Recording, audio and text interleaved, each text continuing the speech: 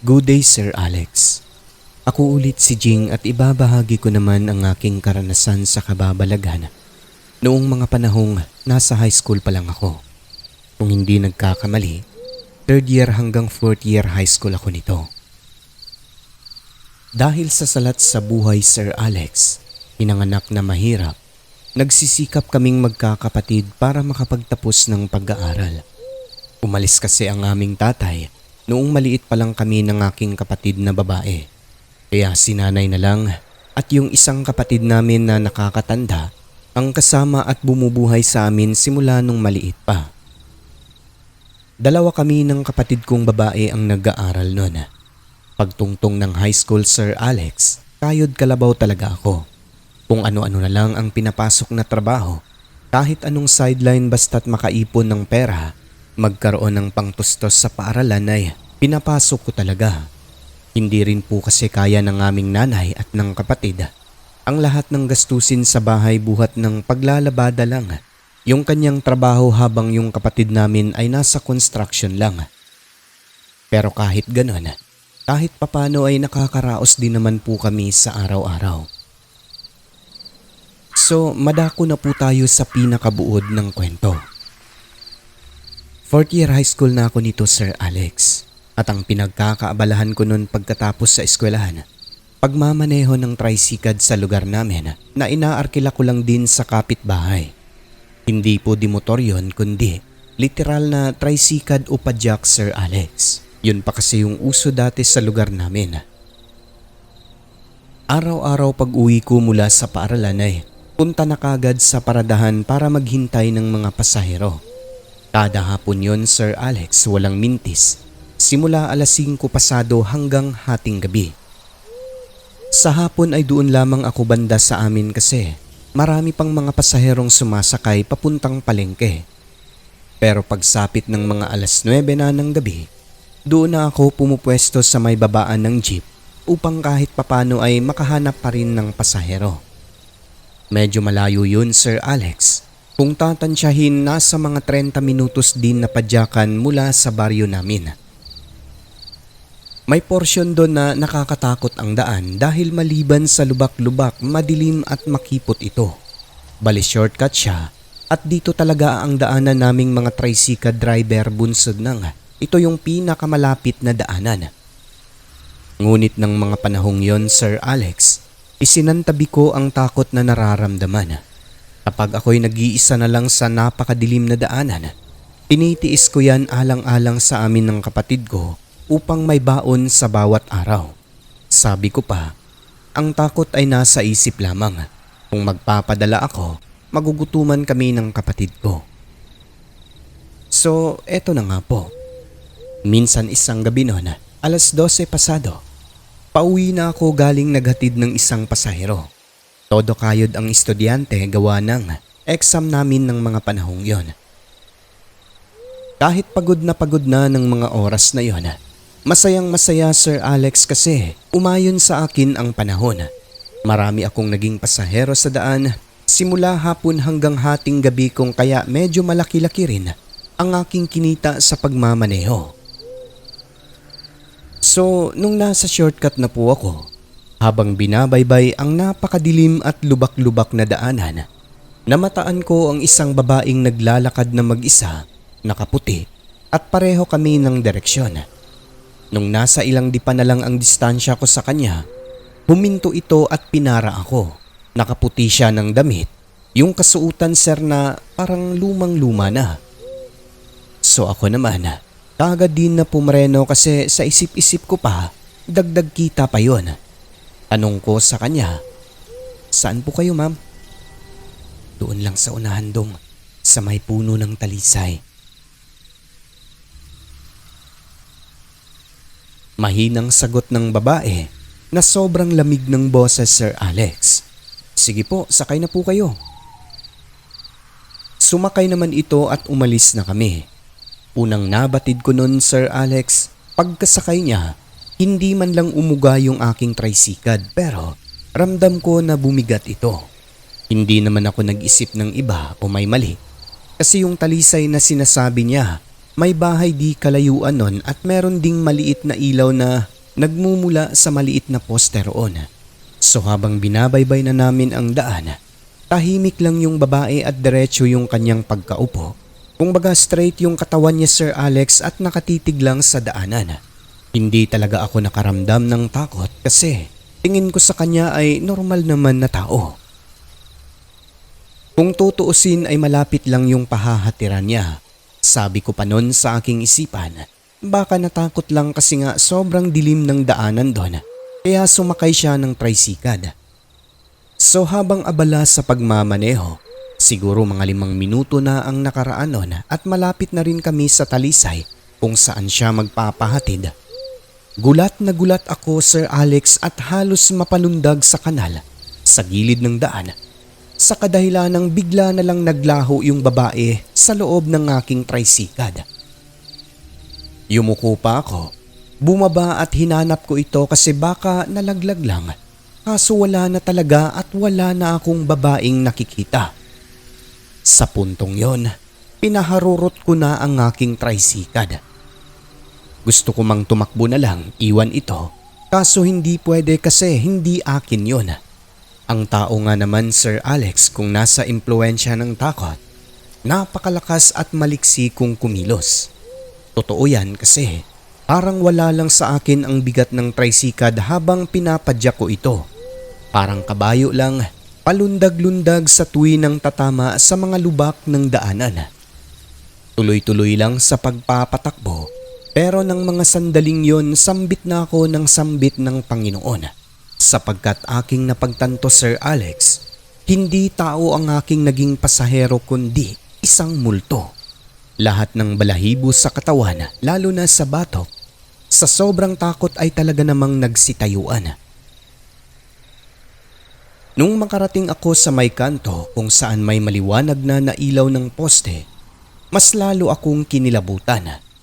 Paano ba naman kasi pagkalingon ko sa may Talisay, Sir Alex, na malayo naman na mula sa aking kinaroroonan, nandoon ang babae nakatayo sa ilalim mismo ng puno kung saan may mahinang liwanag ng ilaw. Sa sobrang pagkakilabot, halos hindi ako nakatulog magdamag. Bumabalik-balik kasi sa aking isipan yung hitsura ng babae na hindi ko masyadong kita ang muka. Natakot din talaga ako nun kasi sa isip-isip ko pa, baka sundan ako na hindi naman po nangyari. Katagalan, nalaman ko na lang na hindi lang ako ang nakaranas ng ganon.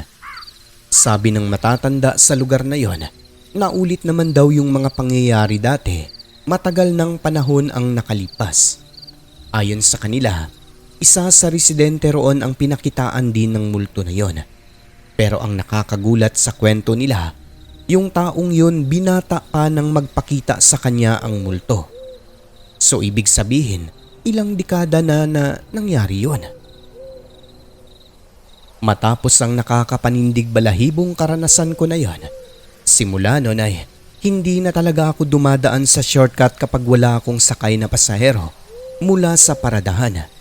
Di baling iikot na lang sa malayo, wag lang maulit. Ang nakakakilabot na karanasan sa babae sa puno ng Talisay.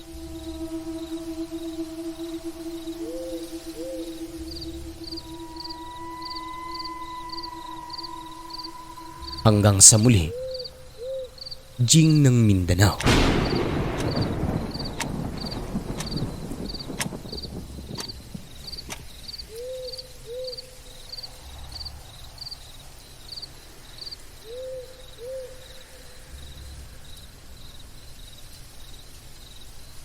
Magandang araw o gabi sa inyo, Sir Alex. Ako ulit si Makmak ng Bohol. Mayroon lang po akong maikling kwento na ibabahagi ko sa inyo nung nasa Mindanao pa kami nakatira. Nangyari ito taong 2002. First year high school ako nito, Sir Alex. At nang mga panahong yun kahit na nasa high school na, puro laro pa rin ang inaatupag. Alam mo yung ugaling elementarya pa rin. Ganun po ako dati. Tuwing tanghali, kasabay kong kumakain yung bago naming classmate na itago na lang natin sa pangalang Charlie. Mabait siya, Sir Alex. at magkasundo kami sa halos lahat ng bagay. Pareho lang kami ng barangay pero malayo ang bahay nila sa bahay namin. Kada tanghali, Sir Alex, doon kami kumakain sa manggahan. Madalas yun pero may mga pagkakataon na sa bahay naman nila. Maliit lang ito masyado, ganon din kasi ang uso dati na bahay. Kumbaga, pang probinsya talaga yung disenyo, Sir Alex. Minsan, habang kami nagkukwentuhan, nagtanong siya sa akin kung ano raw yung aming relihiyon. Sumagot ako sa kanya at sinabing Katoliko. Basta ang paksa ng kwentuhan namin noon ay tungkol sa relihiyon. Wika nito. Di ba Mac, kayong mga Katoliko bago papasok sa inyong simbahan dadaan muna sa altar na may holy water?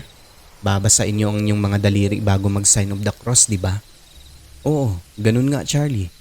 Hindi ka ba Katoliko? Hindi. Iba yung relihiyon namin. Sa simbahan namin, Mac, yung altar ng holy water, kumukulo yun, nakasalang sa apoy. Doon namin binababad ang aming kamay. Hindi basta daliri, kundi buong kamay talaga.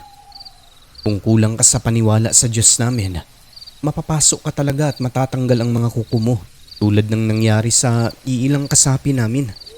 Ha? Meron palang ganun? Ano pala relihiyon nyo? Basta, iba ang relihiyon namin sa inyo. Medyo kinilabutan ako sa mga sinabi niya noon, Sir Alex, kasi sa isip-isip ko pa meron palang relihiyon na gano'n. Tapos dagdag na sabi niya, kapag magsisimba raw sila, meron silang iisang kasuotan. Kung baga, pagkakaintindi ko lang, Sir Alex, uniform silang lahat.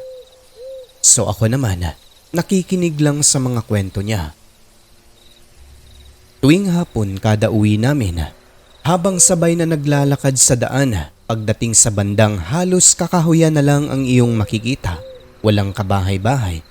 Tinuturo ni Charlie ang simbahan nila sa gitna nun. So ako naman, tanong din ng tanong. Saan? Duno sa unahan? Ngunit kahit anong hanap ng aking paningin, wala talaga akong makita kahit na dingding man lang ng sinasabi niya. Hanggang sa isang araw pa, tanghali, pagkauwian ay magkasama kami ni Charlie at ng isa naming kaklase kasi sabay kaming tatlo na kakain. Napag-usapan namin ayon na rin sa suhestyon ni Charlie, doon kami sa likod ng paaralan kakain, sa bahaging puro kaniyugan at mayayabong na talahiban ang makikita. Napagkasunduan naming tatlo na sa ibabaw ng landahan ng niyog manananghalian gawa ng matiwasay doon at maganda ang plastada. Kung hindi nyo na itatanong, ang landahan ay patuyuan ng mga niyog na ginagawang kopra. I-describe ko lang ito. Mataas siya, may hagdan at doon kami sa ibabaw. At habang kumakain ay panay naman po ang aming kwentuhang tatlo. Nang maya-maya pa, namataan namin sa unahan ang isang babaeng nakaputi na parang white lady sa unang tingin ang kasuotan. Nagtatago siya sa mga puno ng niyog at tipong ulo lang at maliit na bahagi ng katawan ang aming nakikita sa kanya. Nakaharap sa aming direksyon, tapos palipat-lipat siya ng pwesto sa mga puno ng niyog at kapansin-pansin na pasimple itong dahan-dahan na papalapit sa amin. Subalit nagtatagal siya sa isang puno. Pero kahit anong kubli niya, nakikita pa rin namin buhat ng nasa ibabaw nga kami ng landahan. So binaliwala lang namin yon, Sir Alex, kasi tao naman talaga ito at hindi white lady. Sa isip-isip ko pa noon, baka may ginagawa siya kaya parang nagtatago. Makaraan lang ang ilang sandali noon. Gulat na gulat kaming tatlo kasi sa di malamang dahilan, bigla na lang siyang sumulpot sa ilalim ng landahan sa may hagdanan sa posisyon na nakatago ang dalawang kamay sa likod. Di man lang namin namalayan na lumapit ito. Basta parang bigla-bigla na lang siyang sumulpot doon. Wika nito kay Charlie, "Kain tayo." So ibig sabihin po nun ay magkakilala sila, Sir Alex. Pagkasambit niya, Sinambit din namin ito at inalok na kumain. Doon ay lumapit na siya sa hagdanan at dahan-dahan na umakyat. Pero dahil kailangan mong humawak sa hagdanan sir bago ka makaakyat sa itaas, syempre humawak siya. Labis kaming kinabahan sa nakita sapagkat yung isang kamay niya sir may nakahawak na kutsilyong mahaba. Sa puntong yun ay napatayo na kami ng isa naming kaklase at napaatras dahil yung mukha ng babae, akala mo nasaniban ng masamang espiritu. Nakakatakot sobra Sir Alex dahil nanlilisik ang kanyang mga mata. Bago ito tuluyang makaakyat sa ibabaw, bigla na lang tumayo si Charlie at sumigaw na tumalon na raw kaming dalawa papunta sa ibaba. So pagkatalon namin, tumalon na rin siya at walang kung ano-ano ay kumaripas kami ng takbo. At habang tumatakbo Sir Alex, pagkalingon namin sa babae sa ibabaw ng landahan, tumatawa ito at sobrang nakakapanindig balahibo ang hitsura. Hinabol kami at animoy lumulutang lang sa hangin. Takbo lang kami ng takbo hanggang makarating sa araruhan. Tumigil lang siya nung nakakalayo na kami talaga. At nung makarating kami sa paaralan ng elementarya, labis naman po ang aming pagtataka sa kilos ng kaklase naming si Charlie. Paano ba naman kasi Sir Alex? Tinawag niya ang lahat ng kanyang mga kapatid na nag-aaral doon at sinabing umuwi na. May panghapon pa na klase pero bigla na lang silang umuwi at hindi na pumasok sa hapon. Kung hindi pa nagsalita ang gurong wala ring nagawa, hindi pa namin maiintindihan kung bakit bigla na lang umuwi ang mga ito. Naaalala ko pang sinabi ng teacher, hayaan na lang daw na umuwi ang magkakapatid sapagkat ang pamilya raw nila Charlie may sariling paniniwala sa relihiyon na sila lang ang nakakaalam. Kung baga Sir Alex, parang may ibig ipahiwatig ang guro pero hindi niya talaga sinabi kung ano. Pero ako, ang masasabi ko lang at opinyon sa naging karanasan namin na yon, yung classmate naming si Charlie at pamilya niya ay miyembro ng kulto. Talamak din kasi ito sa lugar ng Mindanao nung mga panahong yon. Ang babae naman sa landahan na humabol sa amin, parang related po siya sa relihiyon na pinaniniwalaan nila. Malamang sa malamang Sir Alex, napagkasunduan ng grupo ng kulto na kami ang gagawing alay sa kanilang ngunit hindi natuloy dahil tingin ko lang po naawa si Charlie sa amin. Gaya kasi ng sabi ko kanina, magkaibigan kaming dalawa sa paaralan. Ngunit matapos ang nakakapangilabot na pangyayari na yon, dumistansya na kami sir at hindi na talaga lumapit kay Charlie sa takot na baka maulit ang nangyari. Na baka sa susunod ay tuluyan kaming mapahamak sa kanila.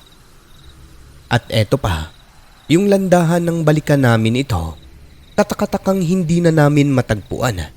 Kahit anong hanap namin sir sa lugar na yon ay wala na talaga ito. Hindi po ako sigurado pero parang na-hypnotize po kami noon nang makarating sa landahan na yon na hindi naman umiiral. Kung paano yon nangyari, si Charlie lang talaga ang nakakaalam pero hindi na kami nagtanong sa kanya. Ganun pa man sa huli. Sa kabila ng mga nakakatakot na karanasang yon, laking pasalamat namin ng kaklase ko sir dahil hindi kami napahamak. Pero sa tingin ko kung hindi naawa si Charlie sa aming dalawa, malamang sa malamang ay ginawa na kami na alay sa kulto.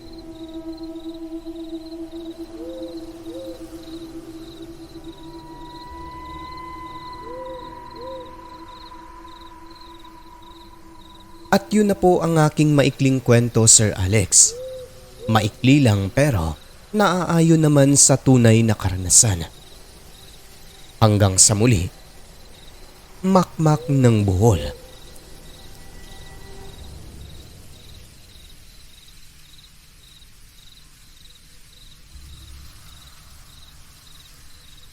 Ang mundong ating ginagalawan, nababalot ng kahiwagaan na tanging ang Diyos lamang ang siyang may kasagutan. Ako po si Alex at ito ang Southern Mindanao Creepy Experience.